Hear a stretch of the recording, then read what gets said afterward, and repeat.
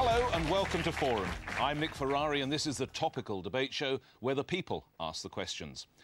On a bright, sunny September morning 7 years ago this week, the main concern for most New Yorkers on their way to work was coping with the subways and traffic or deciding where to get their morning coffee.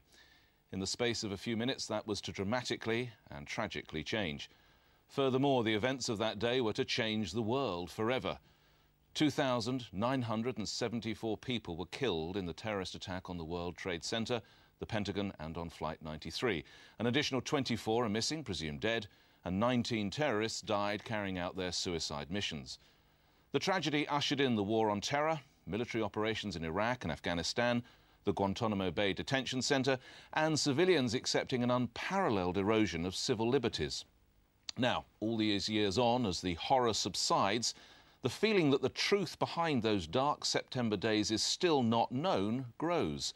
So today we're asking, is there any truth to the 9/11 conspiracy theories? Now, to discuss these issues, an expert panel. To my right, Nick Pope, who headed a number of projects at the British Ministry of Defence from 1985 to 2006.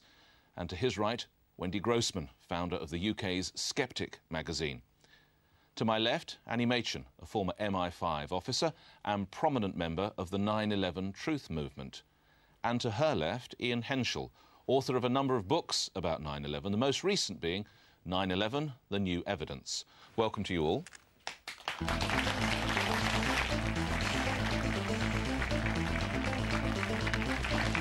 And now for our first question. Let's go out to Nicola Nwana. Nicola. Hi. If 9/11 was a terrorist attack, then why did George Bush refuse an official investigation for 2 years? Indeed, this is a theory interested by commentators in the US. Let's put that to Nick Pope. Why?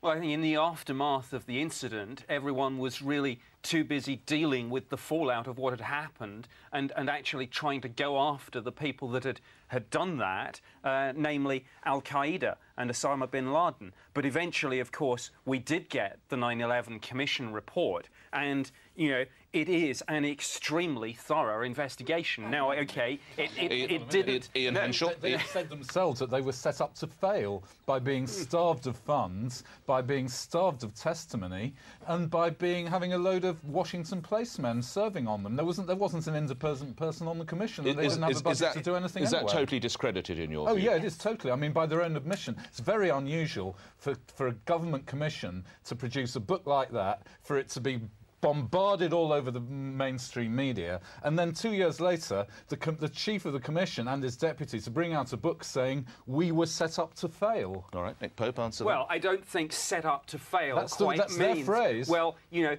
obviously they were probably on their book marketing campaign, and you know, people will say some fairly provocative things, but I don't Maybe think... they'll say provocative things you won't... How would it help sell a book, Nick Pope, if you say you had no funds and you were set up to fail? I don't think I'd rush out to buy that book. No, well, it's a provocative statement, though, against the administration. But what you won't hear... Hang on, though. Hang on. What you won't hear them say is, you know, look, we have changed our mind, and by the way, we think 9/11 was an inside job. They're not saying that. Yeah, but hang on, Nick. What you will find them saying, if you read very closely, is that they came very close to prosecuting Pentagon officials for perverting the course of justice by failing to produce evidence and by erasing tapes over a very central issue. People were undoubtedly trying to cover their backsides and make their own contribution and their own agency come out of this on top. And certainly not here as an apologist for the US regime. And mistakes were made. Right. But these are intelligent... Annie Machin, is that book on Nick's desk, is that a backside covering operation? It's an absolute load of lies, that book. They elide, they distort, they omit all sorts of key evidence and information from that day. In fact, there's been an amazing rebuttal to that book written by a Professor David Ray Griffin called 9/11 Commission Report, Omissions and Distortions, and I recommend anybody to go and read that. And I should point out as well that that book was, that commission was only called after 441 days due to pressure from the families and the survivors. The government resisted and resisted and resisted having any sort of inquiry into the seminal terrorist attack around the planet.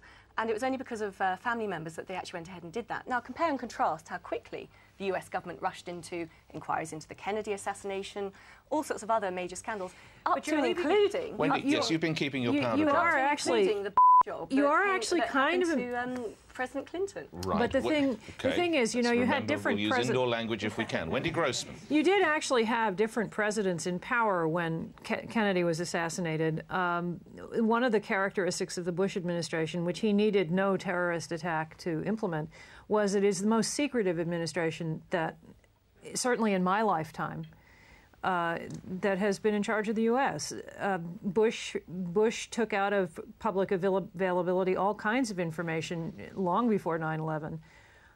So, you know, the fact that he wasn't eager to investigate anything just seems to me part and parcel of the way he behaved beforehand. But hang on, though, it would have been a fantastic propaganda coup. I mean, this was the thing they were going to use to justify major wars. We didn't know it at the time, but they knew it. They were planning the invasion of Iraq already.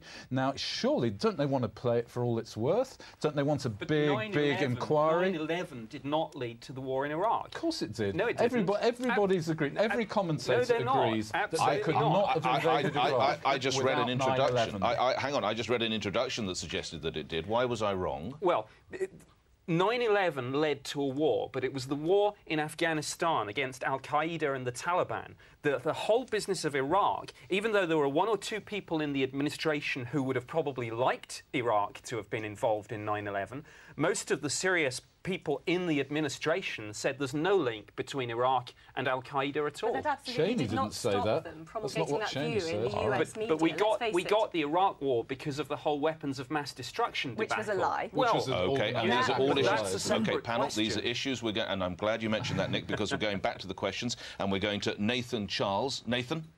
Did the US government receive intelligence report that this was going to happen? Just so, did the US government know that this was going to happen? That's your question, Nathan. Thank you very much indeed. Annie? Well, certainly there have been a number of whistleblowers that have come out of the intelligence agencies in the US who said that they were deliberately forbidden from investigating people who were alleged to have become the alleged terrorists on 9/11. So, yes, there appears to have been... alleged terrorists? There has been no trial. They've never been found guilty of anything. We live in a democracy, Nick. We don't go around saying people are guilty without a trial. Let me tell you, the picture, in my book here, I've got a picture that the FBI produced of alleged hijacker Ziad Jarrah, and that's what they reckon they got it from the plane that crashed. It doesn't look anything like Ziad Jarrah. Doesn't look anything like him. So the video footage that we've seen of these people going through various check-ins at New York airports, all fabricated? No.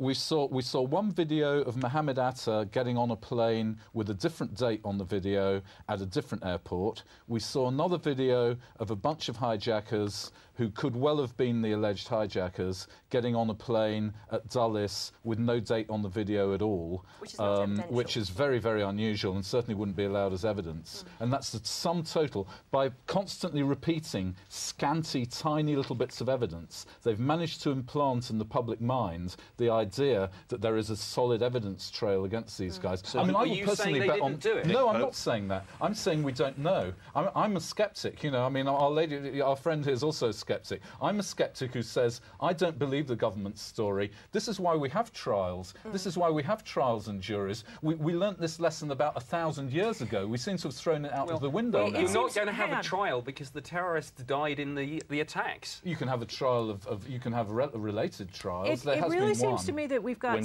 several separate issues here. One is, if you think it's a question, what happened on 9/11, and the second is the way the U.S. government is currently behaving in terms of civil liberties and so on. And a lot of the policies that have been put in place were certainly policies that the security services in the U.S. and the U.K. wanted for a long time before 9/11. I don't disagree with that.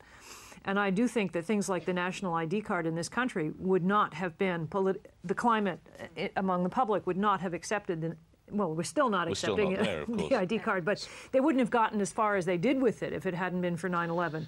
But the thing is, I don't think they had to help 9/11 happen in order to do these things. I think it was inevitable that at some point there would be some big event that they could use, and there's a question of waiting. With Annie,